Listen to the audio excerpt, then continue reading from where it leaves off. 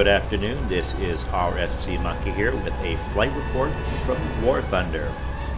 Just last week, War Thunder added yet one more option to the now beta version of the War Thunder game available on Xbox One. This version here is adding custom battles.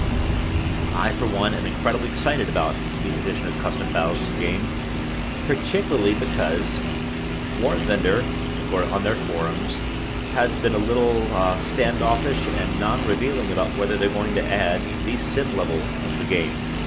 They've got plenty of players in arcade battles, they've got a decent number of players playing realistic battles, but on Xbox One, there is some question as to whether they're going to add sim battles to the game.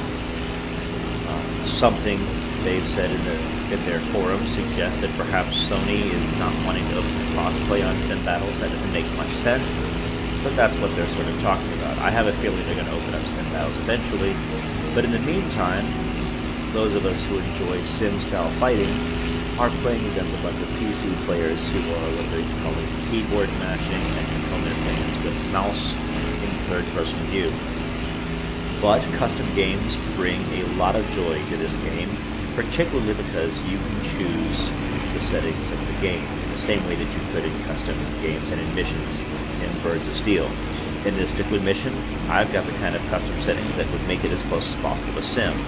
So I have all full complete flight physics, I've got blackouts and injured pilots and all of that. There is limited ammo and limited fuels, and in order to put a stop to the third-person view mouse-scrolling enemies, I've also got the planes locked to cockpit. Now I have the feeling this is going to keep...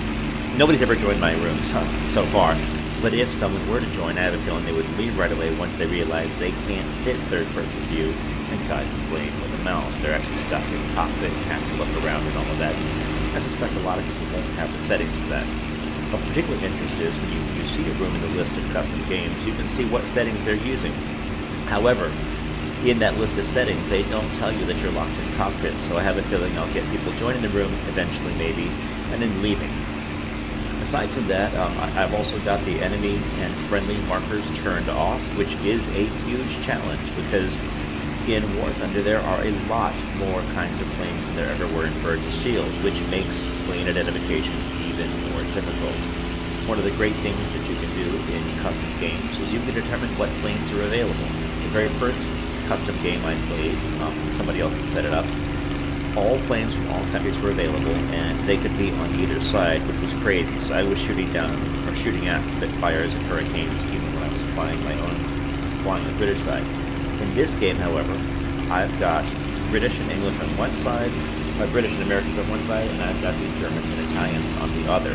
This map, by the way, is a great map. This is the sort of northern part of the coast of England.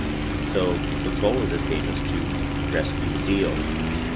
As opposed to what we can do a lot in Birds of Steel, now there are all kinds of missions. In this mission, I've got AI planes turned on. So I've got friendly fighters and friendly bombers, and the enemy has friendly fighters and friendly bombers. The town of Deal is under siege from a strange air base just south of where we're sitting, a German air base just south of where we're sitting.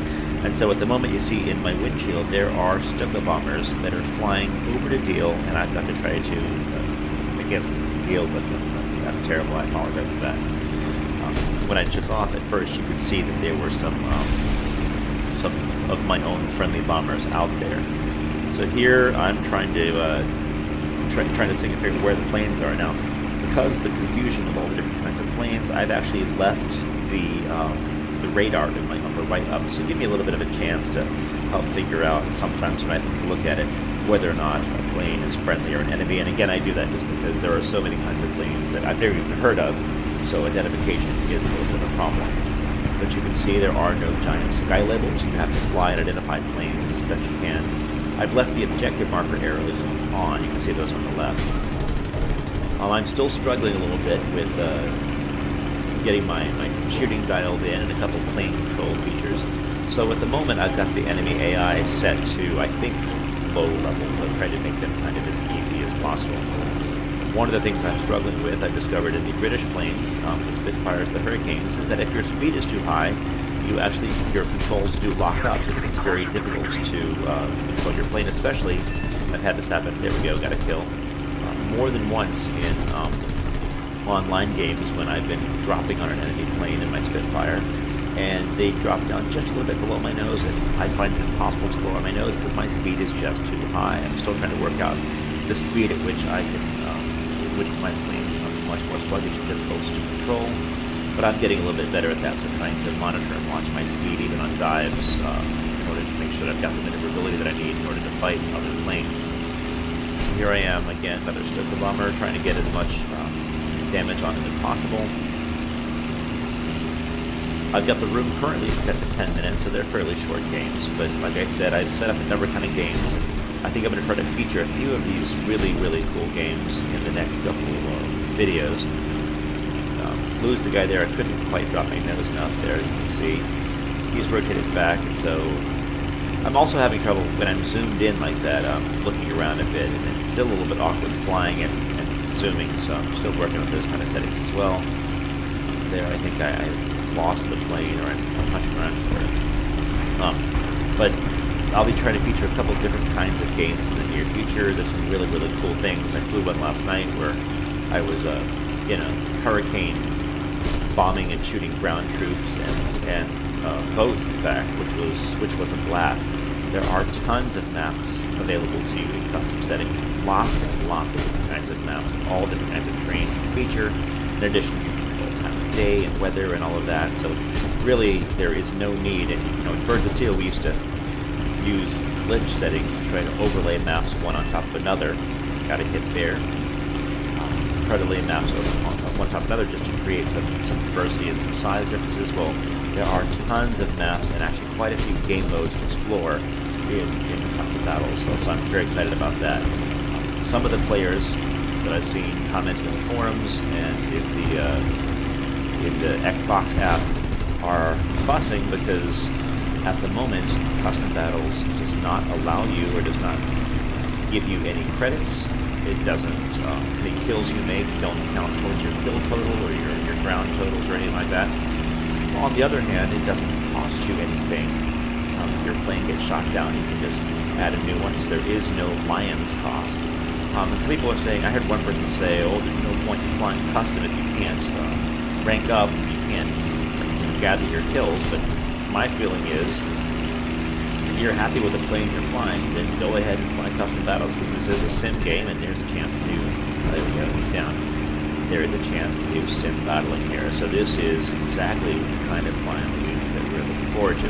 The problem is going to be getting people to join your games, and I think the trick is going to be trying to coordinate with my friends who are all sim-style battlers, see if we can get a couple times when 2 or 3 or 4 of us can get in together and fly.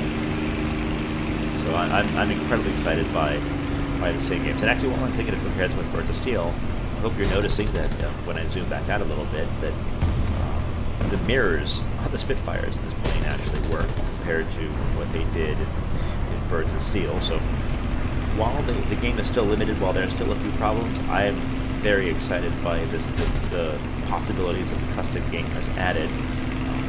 I think there will be some really, really great games being able to play, and actually, even if nobody joins my rooms, I'm still having a blast flying alone with no pressure to worry about if I get shot down, I'm going to have to spend Lion points turning back, and so on. So I'm quite excited about this. One little thing I found last night, though, I had played some online games, and I had a damaged plane that I did not pay the Lions to repair. I figured I'd let it repair over time, and I found that plane was unavailable to me in offline mode. It was unavailable to me, in the custom games mode. So I hope you enjoyed this. I'll be featuring a few more games pretty soon, and check you guys later.